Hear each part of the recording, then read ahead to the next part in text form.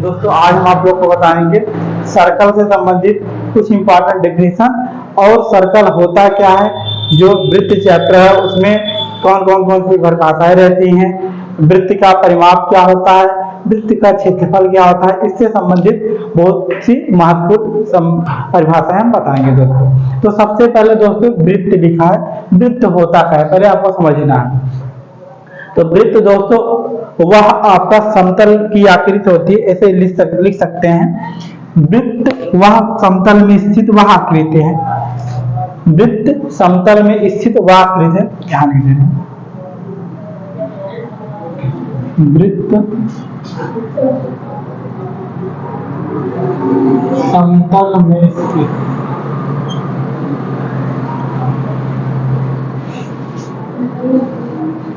स्थित वह आकृति है, जो किसी निश्चित बिंदु से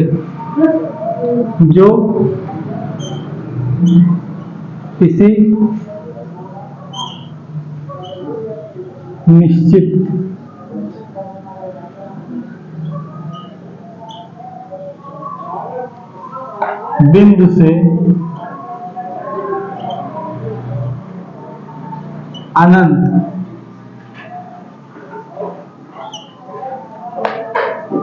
बिंदुओं के द्वारा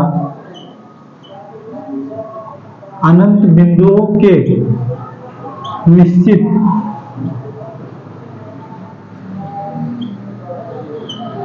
दूरी के द्वारा घिरी होती है। दूरी के द्वारा घिरा होता है, दूरी के द्वारा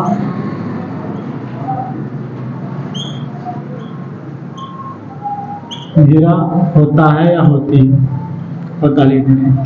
अब आपके दिमाग में भैया ये आएगा कि अपना तो रट लिए हैं, ठीक, अब हमें वही जो रट गया है वही समझा रहे हैं। ऐसा कुछ भी नहीं है, हम आपको एक एक चीज समझा दे रहे हैं। अब हमने जो लिखा है वृत्त समतल में स्थित, पहली बात तो समझो समतल है क्या, व्हाट इज प्लेन, ठीक है भैया। अब समतल क्या होता है, तो वह आकृति मतलब ऐसा कोई सरफेस जहां पर लंबाई होती है, चौड़ाई होती है और ऊंचाई नहीं होती, ठीक, ये समझो। लंबाई चौड़ाई हो लेकिन ऊंचाई ना हो, जैसे क्या हो गया यहाँ लंबाई है चौड़ाई लेकिन उबड़ खाबड़ सा हो गया तो समतल थोड़ी माना जाएगा। अगर वहां पर हाइट हो जाएगी तो आपका समतल नहीं लिया जाएगा, सीधी बात बता दे रहे हैं। लेंथ और ब्रीथ होती है और हाइट नहीं होती, वही समतल होता है। अब सिंपल कैसे आप कैसे कह दे रहे हैं हाइट नहीं होती। एक आपने पेज देखा है ना, पेज कितना ऊंचा होता है, कुछ नहीं होता भैया, लंबाई चौड़ाई बस बात खत्म। अभी ठीक है, इसमें लंबाई चौड़ाई होती है और ऊंचाई नहीं होती, वो प्लेन कहलाता है, सीधी बात बता दें, ठीक। तो अब बोला गया है वह समतल में स्थित, मतलब समतल में स्थित वह आकृति, ऐसा भी ले सकते हैं, वह समतल में स्थित वह आकृति नहीं, वृत्त समतल में स्थित वह आकृति है, वृत्त समतल में स्थित वह आकृति जो किसी निश्चित बिंदु के द्वारा, क्या, जो किसी निश्चित बिंदु के द्वारा, यहां हमने थोड़ा लिखना था, बिंदु के द्वारा अनंत बिंदुओं के निश्चित दूरी के द्वारा घिरा होता। इसमें देखो कुछ वर्ड को इधर उधर बार बार करके लिख दिया, आपको परेशान है, समझा दे रहे हैं। जो किसी यहाँ पर जो किसी निश्चित बिंदु के द्वारा, आप समझ लेना बस, अपने हिसाब से लिख सकते हैं, ऐसा कुछ नहीं है। जो किसी निश्चित बिंदु के द्वारा, सबसे पहले हम बना दे रहे हैं, देखो यहाँ जो किसी निश्चित, मान लीजिए कि निश्चित बिंदु क्या है, ये जो किसी निश्चित बिंदु के द्वारा अनंत बिंदुओं की निश्चित दूरी, मान लीजिए अनंत बिंदु ऐसे करके, अनंत बिंदु निश्चित दूरी मतलब ये, अगर ये बिंदु यहाँ पर, यहाँ से डिस्टेंस अगर इसकी 4 सेंटीमीटर है तो यहाँ जो बिंदु रहेगा यहाँ यहाँ यहाँ यहाँ यहाँ यहाँ अनंत बिंदु मतलब जितने भी, ये भी अगर ये भी तो ये भी उतनी दूरी, क्या, निश्चित दूरी। अनंत बिंदु क्या होती है, निश्चित दूरी। अगर ये 4 सेंटीमीटर से ये भी 4 सेंटीमीटर रहेगा भैया, ये इसी तरह कितने होंगे, जितने भी बनेंगे क्या होगा, जितने भी ये रहेंगे पॉइंट रहेंगे सभी कितने होंगे, 4 सेंटीमीटर में, क्या होंगे, सभी 4 सेंटीमीटर होंगे। हो सकता है आपके टीचर को दूसरी तरह बताते हैं, लेकिन हम जैसा बता रहे हैं परफेक्ट चीज है, आप वर्ड को इधर उधर करके लिख सकते हैं। अब इसकी थोड़ी सी और चर्चा बताते हैं कि कभी कभी क्या होता है, टीचर को समझ लीजिए वो बोलते हैं किसी बिंदु को केंद्र मानकर एक निश्चित दूरी से, ठीक है ना, जब एक चाप लगा दिया जाता है तो उसे क्या बोला जाता है? वृत्त। बोलो सभी चीजें सही है लेकिन समझा दे ताकि आपको समझ में, ठीक है ना। ये चीजें वृत्त हो गया, ठीक है ना। वृत्त क्या होता है भैया? जो एक कहीं पर एक सेंटर किसी को केंद्र मानकर, किसी एक निश्चित बिंदु को केंद्र मानकर समान दूरी से चारों तरफ क्या होता है? घिरी होती, अनंत बिंदु के द्वारा घिरी होती, उसे क्या कहा जाता है? वृत्त कहा जाता है। वृत्त का डिफिनेशन हो गया क्लियर, ठीक है ना, हमें लग रहा है। अब उसके बाद भैया उसमें जो इंपॉर्टेंट डिफिनेशन होती है बता दे रहे हैं। अब वृत्त के बाद आपका हो जाता है भैया त्रिज्या। एक एक चीज को समझाएंगे। देखो ये हो गया पहला, इसमें इधर लिख देने क्या क्या हम बताएंगे। वृत्त, त्रिज्या, व्यास, ठीक, और बोले अर्धवृत्त, ठीक। अर्धवृत्त, त्रिज्यखंड समझाएंगे, त्रिज्यखंड, ठीक, बिल्कुल समझाएंगे। अब आपके देखो बताए, इसे सर्कल बोला जाता है, इसे रेडियस बोला जाता है, इसे डायमीटर बोला जाता है, इसे बोला जाता है सेमी सर्कल। क्या बोला? सेमी सर्कल बोला जाता है। और इसे दोस्तों बोला जाता है आपका सेगमेंट ना बोले हैं, सेक्टर बोलते हैं। क्या बोलते हैं? इसे सेक्टर बोलते हैं, ठीक। इतना चीज क्लियर हो गया। अब वृत्त का हमने डिफिनेशन क्लियर करा दिया। अब त्रिज्या देखो क्या होती है? त्रिज्या, जिसे रेडियस बोलते हैं। तो भैया मान लीजिए आपका क्या है? सर्कल है, थोड़ा कम सही बना लेकिन समझ, ये क्या आपका एक सर्कल है। थोड़ा हार्ड बना देते हैं नहीं तो कम क्लियर हो रहा है,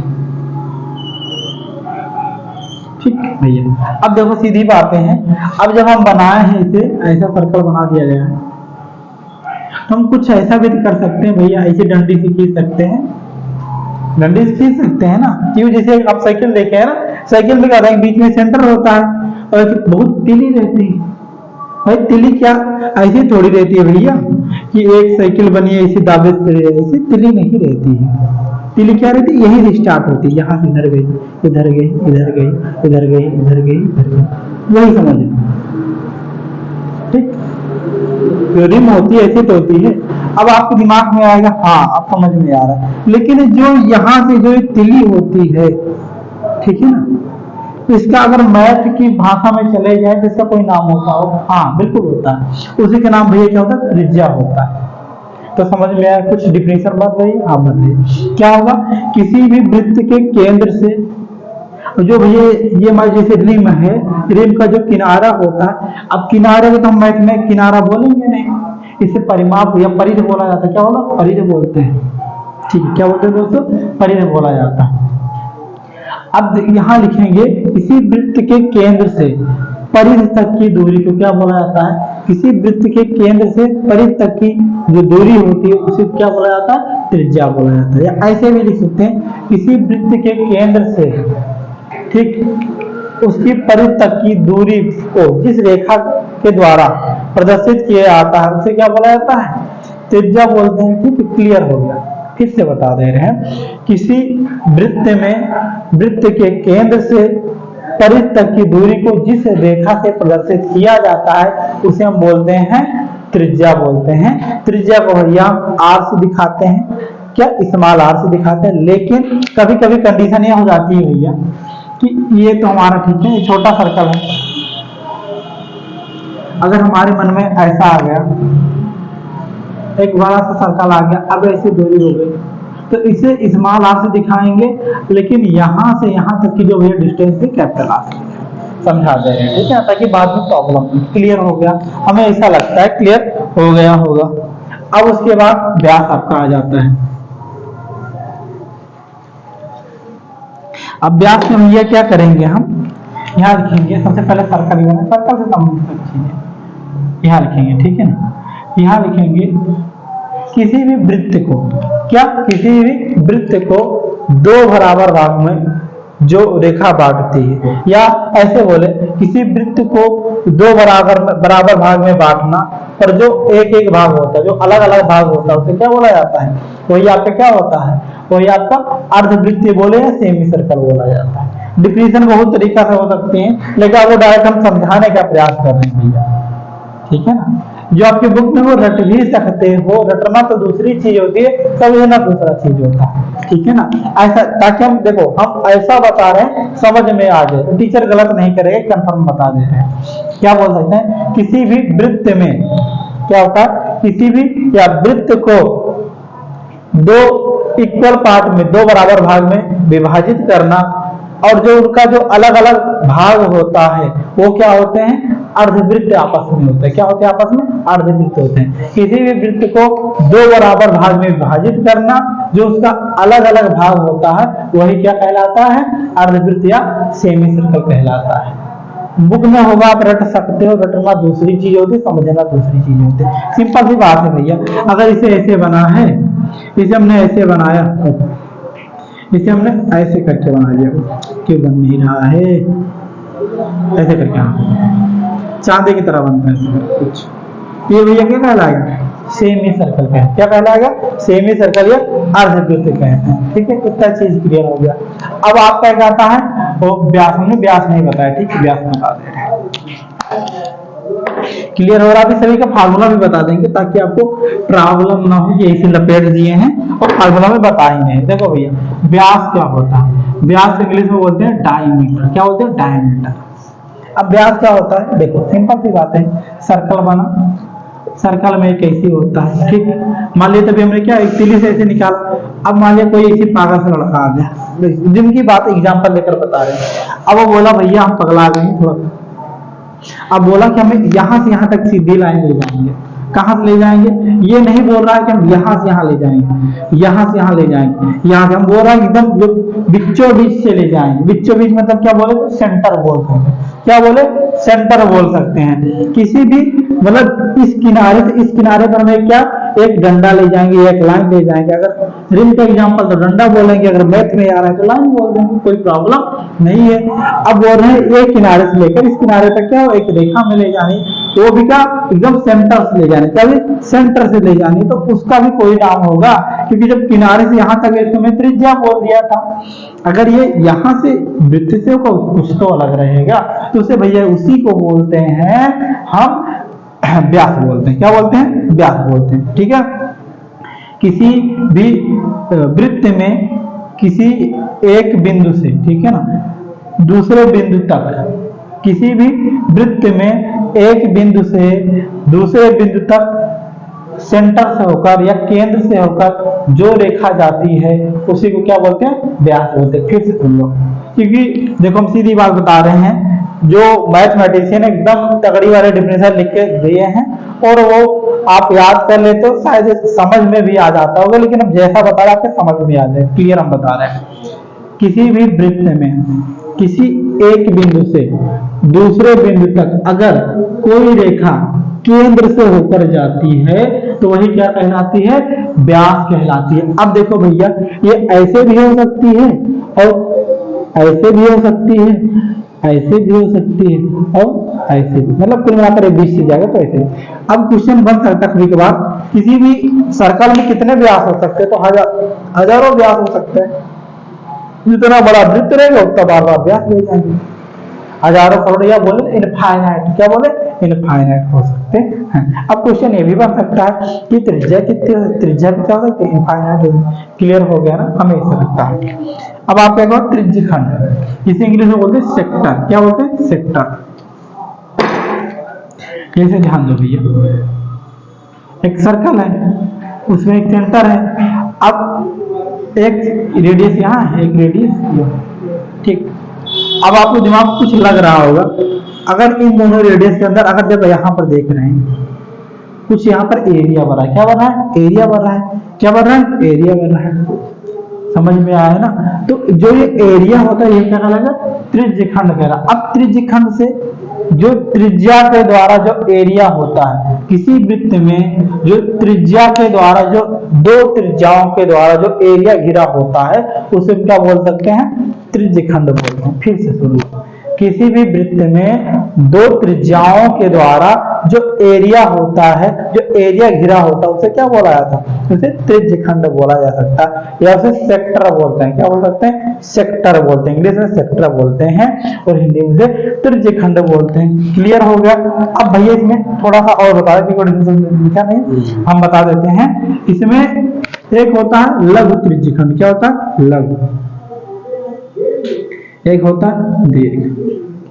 इसे बोलते हैं माइनर, इसे बोलते हैं मेजर। छोटे वाले को माइनर, बड़े वाले को मेजर बोला जाता है। ठीक है, इतनी सी चीजें हैं। अब आपको हम वृत्त का एरिया का फार्मूला बता देते हैं और वृत्त का परिधि का फार्मूला बता देते हैं और त्रिज्या का कुछ बता देते हैं, व्यास का, अर्धवृत्त का। तो ये लिख लो थोड़ा सा।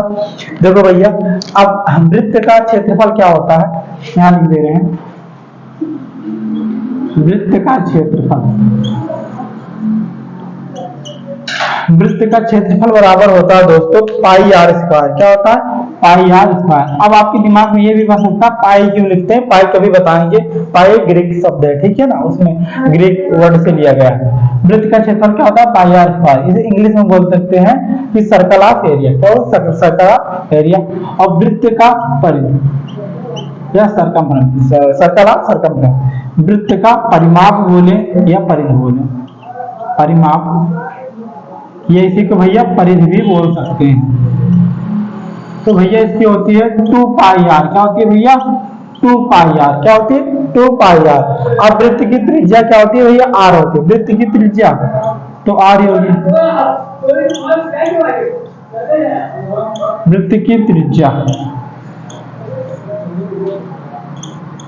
आर होती है। वृत्त का व्यास 2r होता। अब दिमाग में क्या है मास्टर जी, इसी कर रहे हैं आप कि दुगुना खाया कर दे। अरे महाराज देखो, सर्कल है, ये इतना आधा है, जब पूरा दुगुना हो 2r नहीं हो जाएगा, समझ रहे हो फालतू। ठीक है, इतना हो गया।